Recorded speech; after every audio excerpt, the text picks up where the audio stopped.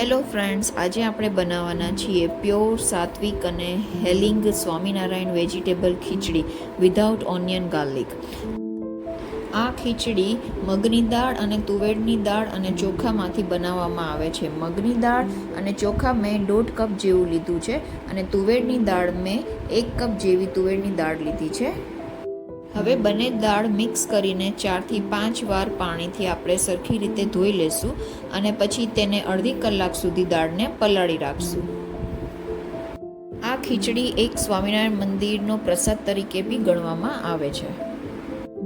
મેં અહીં બધા વેજીટેબલ્સ કટ કરી લીધા છે. હવે મેં અહીં 1 કેપ્સિકમ લીધું છે, 1 કપ જેવા લીલા વટાણા લીધા છે, 1 મીડિયમ સાઇઝનું બટેટું 1 લીધું છે, 7 થી 8 ટિંડોરા લીધા છે, અડધી દૂધી લીધી છે, 1 મીડિયમ સાઇઝનું ટમેટું લીધું છે, આદુ, મરચાં અને લીમડા કરી લીવ્સ બી લીધા છે અને ખડા મસાલામાં મેં તમાલપત્ર, તજ, લવિંગ, મરી અને લાલ સૂકા મરચાં બી લઈ લીધા છે. આ ખીચડી ખૂબ જ પૌષ્ટિક આહાર છે. દાળ, ચોખા અને વિવિધ શાકભાજીમાં મહત્ત્વના વિટામિન્સ અને મિનરલ્સનો સમાવેશ થાય છે. હવે અહીં મેં ગેસ ઉપર કુકર ચડાવી દીધું છે. એમાં મેં 2 ટેબલ સ્પૂન ઘી એડ કર્યું છે. હવે આપણે 1 ટેબલ સ્પૂન રાઈ એડ કરી છે, 1/2 ટેબલ સ્પૂન મેથીના દાણા એડ કર્યા છે, 1 ટેબલ સ્પૂન જીરું એડ કર્યું છે અને 2 લાલ સૂકા મરચાં.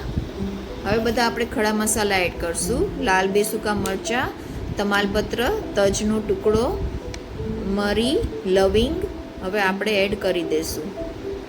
પછી આપણે લીમડાના પાન, આદુ અને મરચાં એડ કરી દઈશું. હવે આપણે ધીરે ધીરે બધા વેજીટેબલ્સ એડ કરી લઈશું. જે ચોપ કરેલા વેજીટેબલ્સ છે એ બધા વેજીટેબલ્સ આપણે એડ કરી લઈશું.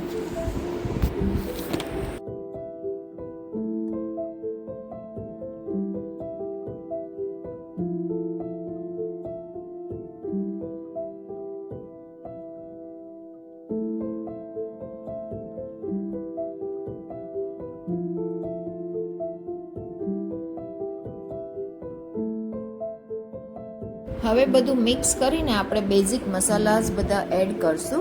એમાં 1 ટેબલ સ્પૂન મેં હળદર લીધી છે, 1 ટેબલ સ્પૂન ધાણા જીરું પાવડર લીધો છે, 1 ટેબલ સ્પૂન હિંગ લીધી છે, 1 ટેબલ સ્પૂન લાલ મરચું લીધું છે અને આપણે 1 થી 1.5 ચમચ જેવું મીઠું એડ કર્યું છે. થોડીવાર મિક્સ કરીને પછી મેં 4 ગ્લાસ જેવું પાણી એડ કર્યું છે. 5 મિનિટ આપણે મસાલામાં સાતળશું અને પછી મેં 4 ગ્લાસ જેવું પાણી એડ કર્યું છે.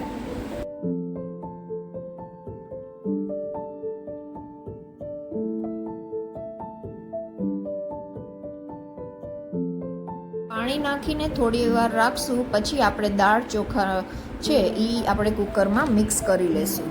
દાળ ચોખા એડ કર્યા પછી મીઠું આપણે પાણીમાં ટેસ્ટ કરી લેશું. મીઠું ચડિયાતું હશે તો ખીચડીનો ટેસ્ટ વધારે સારો આવશે.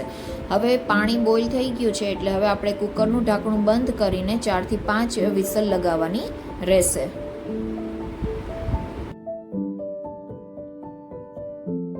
થી 5 વિસલ થઈ ગઈ છે. હવે કુકર ખોલીને જોઈ લેશું. ખીચડી આપણી સરસ થઈ ગઈ છે. આ ખીચડી બહુ સરસ બને છે. ઘરે એકવાર ટ્રાય કરજો.